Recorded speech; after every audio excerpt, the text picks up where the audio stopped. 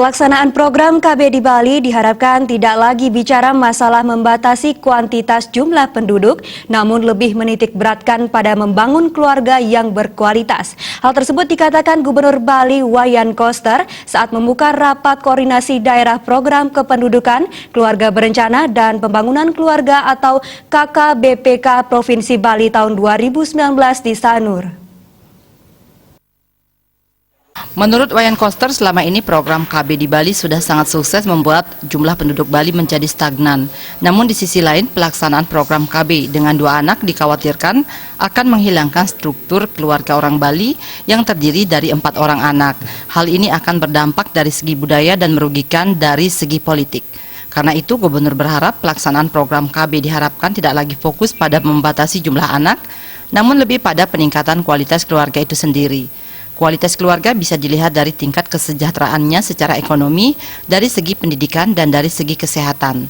Hal ini sejalan dengan program pemerintah Provinsi Bali yang menitik beratkan pada program kesehatan, pendidikan, dan infrastruktur. Yang harus menjadi ukuran prestasi kerja di bidang kependudukan ini adalah bagaimana kita bisa membangun keluarga yang tadi seperti lagunya, yang sehat, yang cerdas, yang kuat. Cuma 2 anak, nyaman sama ketut udah gak kebagian lagi.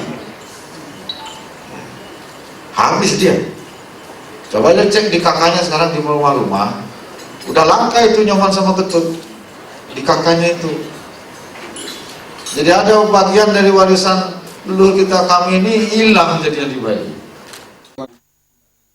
Ditambahkan ke depannya, Pemda Bali akan meningkatkan standar pelayanan di rumah sakit dan puskesmas, menyelenggarakan program wajib belajar 12 tahun dan menata distribusi penduduk agar tercipta keseimbangan pembangunan.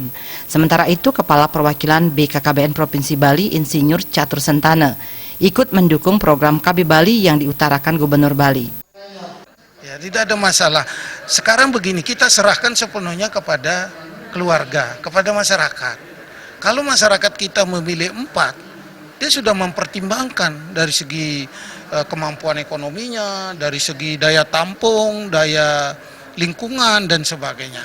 Ya, tapi kalau masyarakatnya katakan memutuskan dan bercita-cita untuk memiliki anak lebih dari 2, itu kan sudah direncanakan sejak dini. Karena inti daripada pelaksanaan keluarga berencana itu adalah bagaimana mengatur kelahiran, mengatur kehamilan, mengatur jumlah anak ideal yang sesuai dengan daya tampung tadi, ketahanan ekonomi keluarga lagi.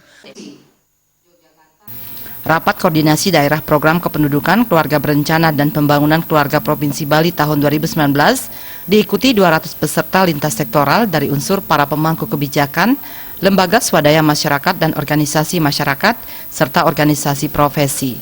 Rapat mengangkat tema meningkatkan sinergitas implementasi program KKBPK dalam mewujudkan penduduk tumbuh seimbang dan keluarga berkualitas.